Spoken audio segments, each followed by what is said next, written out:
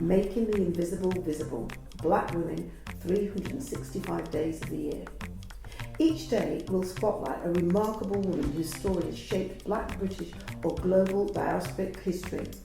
Women's achievements are too often overlooked. Through these daily short films, we create a living, breathing archive of leadership, creativity, resistance and legacy. Let's begin. Okay, so my name is Dr. Dionne Taylor. I'm an associate professor. First and foremost, I'm a mother, I'm a daughter, I'm a sister, I'm an aunt.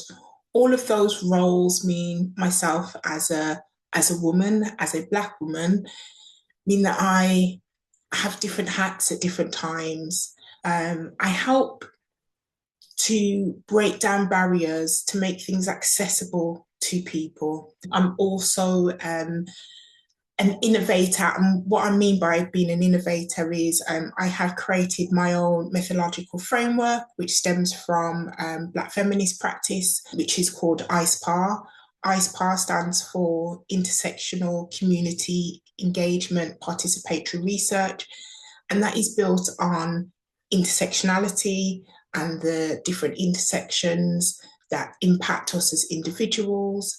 It's based on engaging with communities. It's also about participatory practice and not just saying, right, we're kind of working with communities on particular social issues, whether that's sexual health, mental health, educational inequities. It's really taking accountability, but also being reflective within the practices and engagement. So that's me, who I bring, what I bring to the world, and that's ICEPAR.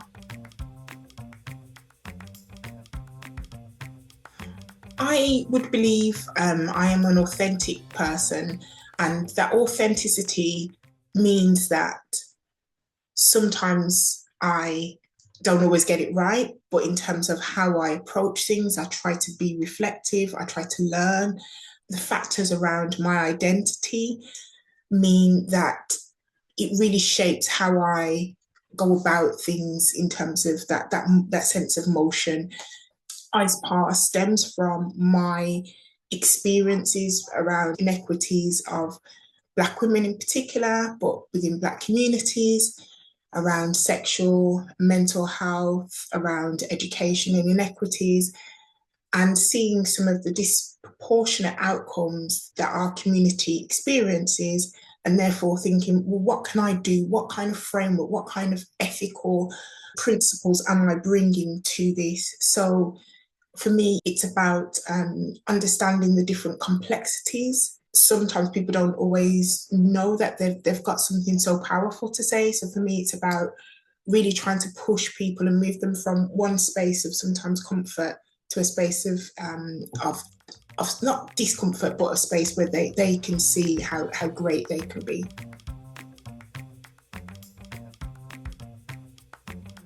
Meeting with Kimberly Crenshaw, Professor Kimberly Crenshaw, the critical race legal scholar. She reminded me, I have met her on a few occasions, not to name drop, but I think she reminded me that the we, and what she meant by the we is a verb. And she reminded me that the we in our community, the we in Black womanhood is action, it's a state of being.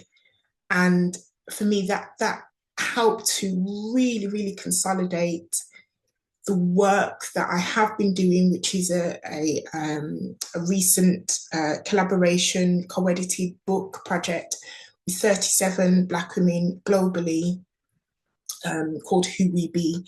And because she started using the word we and describing that, for me, it further resonated that how powerful the notion of collaboration, of collectiveness, of having this shared state of being. It's an action word.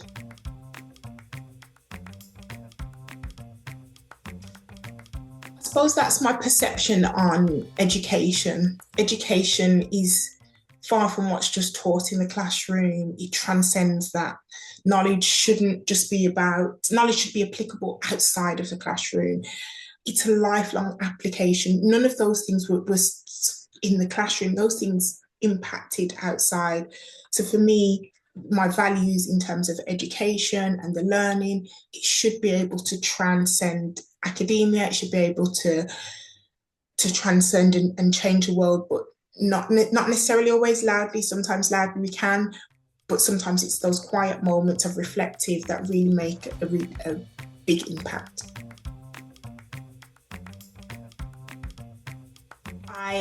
As I mentioned before, I'm silly, I'm goofy, I try not to take myself too seriously, but when you need the serious moments, I always give myself grace. I think that's really important. So sometimes you'll see me dancing, singing, definitely out of tune.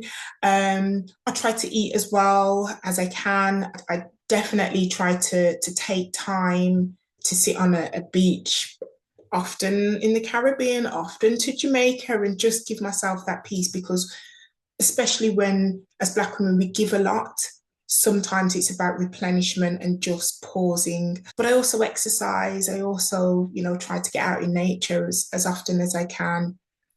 If it's a nice beach, that's often the best place that you'll find me. Thank you for joining us for today's story. Making the Invisible Visible is our commitment to ensuring that Black women's histories and contributions are recognised, valued and kept in daily circulation.